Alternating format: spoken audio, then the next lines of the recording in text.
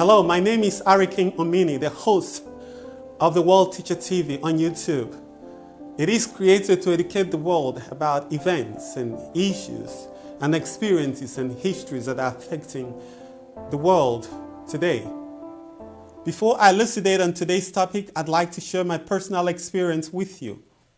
On the 14th of May, 2018, when I went to the gym to work out, after 30 minutes into the training, I went out onto the balcony to catch my breath.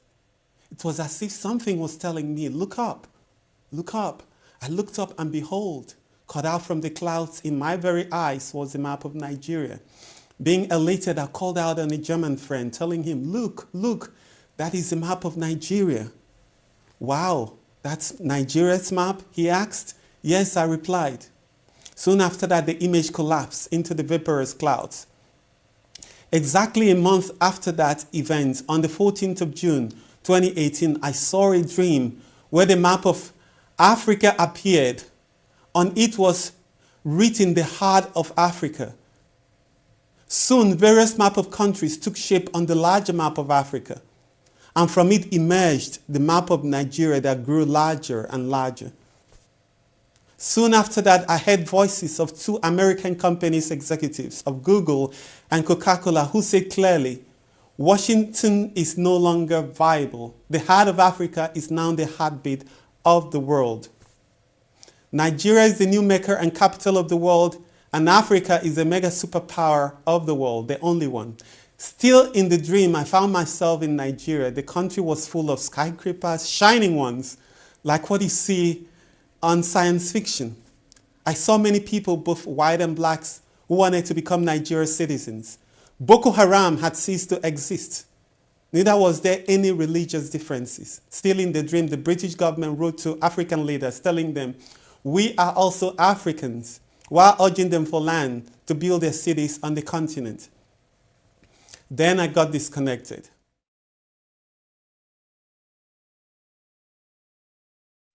After that dream, I carried out an extensive research regarding the nature of truth about Nigeria and the time philosophy of Africa. And I realized that the time of Africa is generally expected to begin at the year 2030. This time marks the beginning of a new order on earth that will stretch for the next 35 years minimum and a maximum of 1,000 years when all things become one again. It is a time marking the beginning of a new golden age for Africa, the place of the sun, and the world. 2028 is a timeline for the next major geopolitical changing gear, the grinding and silencing of the elitist governing system of the world, to reboot or resurrect on the third year, 2031, being the rebirth of the original nation and the root of civilization, Africa, after 6,000 years of its fall.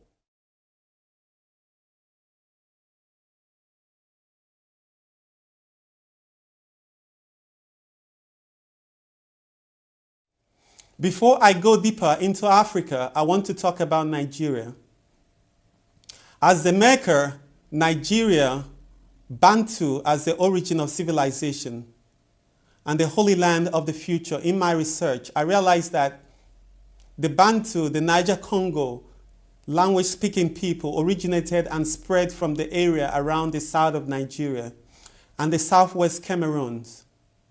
The word Bar or Oba means God or king, while Ntu means people. Together you have the people of God or the royal people who worship Bar or Baal. Baal interpreted as the one or king from the leopard comb, being the Canaan god in that region after the flood. You see, most of the history told us today is rooted in the mystical principle of reversal to confuse the world. What if I told you that apart from the fact that Bantu conquered sub-Saharan Africa, they may have been the builders of the civilization of the Nile Valley and other old empires of the Middle East, such as Egypt, Babylon, Assyria, Sumeria, Phoenicia, Greece. They were all the same people that came from one origin, bearing the same history as they journeyed through the Sahara and the Arabian desert. According to history, Aba or Eba was the Adamic language which came from Bantu. Bantu may have been the original tribe of Noah and his three sons, Shem, Ham, and Japheth. Eber or Abba is sometimes referred to in the classical writings as the father of the prehistoric original Arabs who lived in the Arabian Peninsula after the deluge, the forebear of Abraham. Eba is the most popular food in Nigeria today, and Aba is the most popular Igbo city in Nigeria, in the southeast of the country. Eba is also the ancestor of the Hebrew nation, which is also Hebrew, Igbo in Nigeria, used to interchange the same word. A people that live in the southeast of Nigeria, the area Bantu civilization started from. What if the Hebrew tribe itself was from Nigeria and never from the Middle East? Just as Canaan himself, as descendant of Ham, was also Bantu, not the Middle East. What if all the stories told us about Abraham, Isaac, and Jacob all came from Nigeria and not the other way around? Even the name Jacob or Yakubu is a Nigerian name. Just like the stories of Nimrod and the Tower of Babel, also referred to as the Tower of the Leopard King of the Black Panther, told throughout the ancient Middle East from Egypt to Babylon, also came from Bantu. Today's countries and states with the prefix and suffix bar include Bahrain, Berlin, Cuba, Dubai, Lebanon, Juba, Mumbai, Baghdad, and a host of others. History put the Bantu as a 5,000-year-old tribe. What if it was older, like 7,000 years, or 35,000 years, or much older than that? Bantu or Aba tribe, also known as the Shabas, with its prefix Ba, is believed to be the last surviving tribe on earth from the lost world, from which all the races in the world today sprang from, including the Europeans and the Asians. Even recent research in the Harvard University concluded that the Caucasoid race may have been recent, putting its origin at about 6,000 years ago, just about the time after the fall of Babel in the area today known as Nigeria. Recent findings in the New Scientist put the Nigerian Yoruba genetic hominid as being rare and its DNA being connected to the Neanderthals of about 500 to 700,000 years ago. In the Cameroon, still from Bantu, formerly a one nation with Nigeria until 1960 when it was separated, they have the R1b gene, which is carried by most Europeans and Asians. Even Ramesses, the Egyptian pharaoh's genes, were traced to the Bamileke ethnic tribe, still Bantu origin. Therefore, if the original world power being Bantu or Babel worshippers of Baal, also known as Juju mystery religion, existed in Nigeria, it's logical to expect that it will be the last world power to unite Africa as well as bring restoration, purification, and balance to the world. In other words, from it came all the ills and differences in color, and from it will also come balance and oneness to earth. The sun god Baal, mystery religion or Juju, is in itself nestled in the Leopard Society of West Africa, the root of all mystery religions and royal bloodlines. Many historians have found that Nimrod, meaning one from the leopard come, King Nebuchadnezzar, and the Egyptian, Hittite, Akkadian, Grecian, and Assyrian kings all wore the leopard skin as a symbol of royalty, a tradition carried along from West Africa after the fall of the Tower of Babel or Ba. Though it's been said, technological development, including writing, mathematics called Abasi, glass, the wheel, agriculture, irrigation, farming emanated from the old civilizations of the Middle East. What if they were all carried along with other traditions? For example, by the Nubians that built Egypt from the Bight of Biafra, still Bantu region between Nigeria and Cameroon. Abasi or Abacus, as the Chinese, Arabic, and European system of mathematics, calculus, and astronomy is the name of the god of wisdom or education in southern Nigeria today.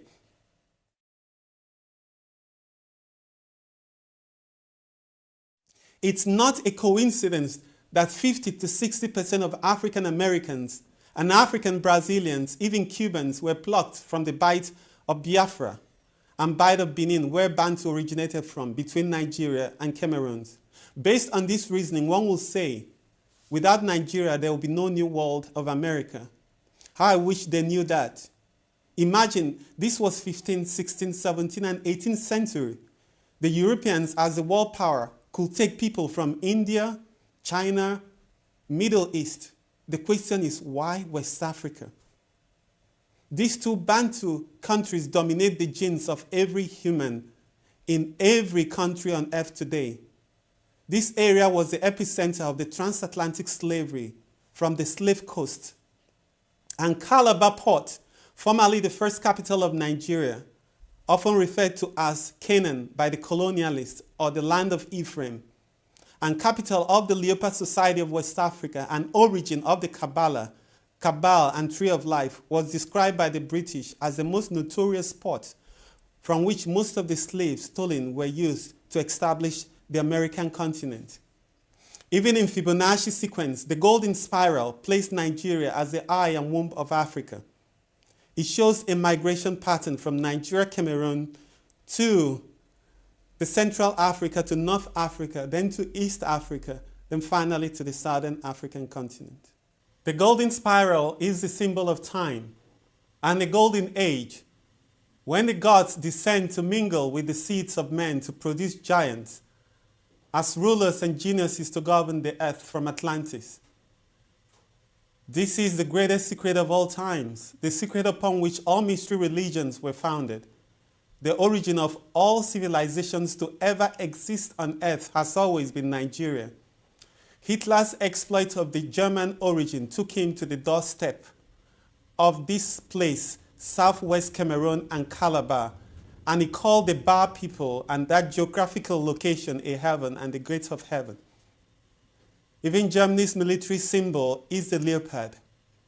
According to Bright's Insights on YouTube channel, on the lost city of Atlantis hidden in plain sight, he said, not only did it exist, its location was West Africa on land and not in the depths of the ocean somewhere, as many thought.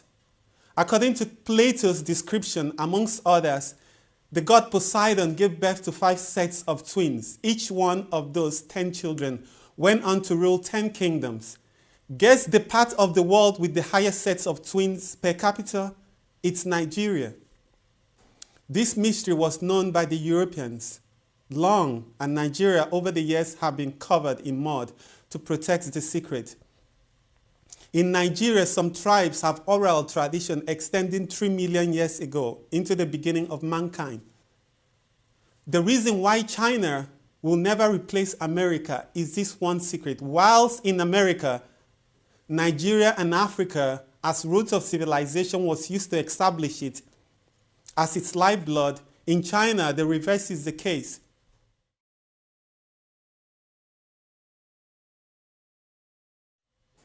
Nigeria will not only dethrone America in the near future because it's her destiny, it will also take away its people, the American lifeblood, and distribute them to Africa. But I'm willing to bet it will not go down without a fight, a final battle that will seal the fate of America forever. Don't be surprised if in the future Africa loans America money to survive. Life is full of mysteries. Even the yearly storms and hurricanes that pounce America emanate from this region in West Africa, the Bight of Biafra, where Nigeria is one of the countries.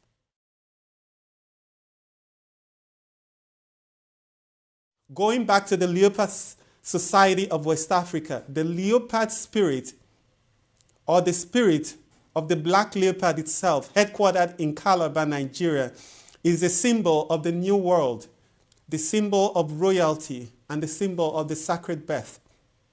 A green world, a green revolution, and the symbol of the all-seeing eye. That mystical eye is not in America, it's not in Egypt, but it's in Nigeria. Once again, watch out for 2030, the start of Africa's golden age. By 2040, 2050s, and 2060s, it's expected that tens of millions of people around the world must have moved to Africa to mark this renaissance that is coming. The spiral, as Cronus' sickle, is a symbol of the sun and the golden age. One thing is clear: the new Mecca, the new Jerusalem, and the new Babel are all one. The eternal ones and future capital of the world. The origin of Kaaba, the Black Cube, the house of God, the new kingdom, and the seat of the future United Nations, light and guide of the new world, the actual one. There is a saying in Nigeria: any country you go to and there is no Nigerian, that place is lifeless. At this point, it's clear that the role of Europe and America was merely the one of a forerunner, like John the Baptist, who bore witness to Christ. Africa is that Christ, the home of Christ, as Christ is a leader. Now more than ever, a convergence is gathering momentum as the poles shift. The geomagnetic shift from the global north to the global south, a new revelation, a transformation that will come to a complete end run by the year 3000 AD, when all things become one again. It is estimated that by this time, there will be just one race, the black race, on earth, the whole earth, and one language on earth, whose culture is peace and love.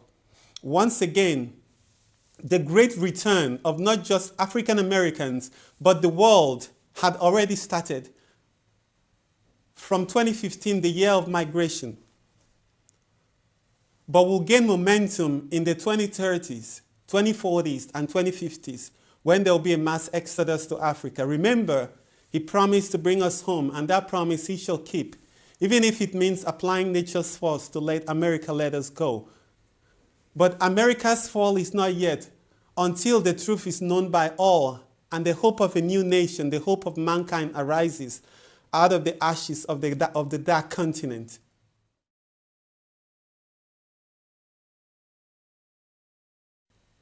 The future technology that will be unlocked in Africa will make that of China and the United States to look like child's play. From Senegal to Kenya, from Ethiopia to Southern Africa, I see Google and a host of other new high-tech companies of the future established in Africa that will drive humanity to the sacred promised land, the actual new world.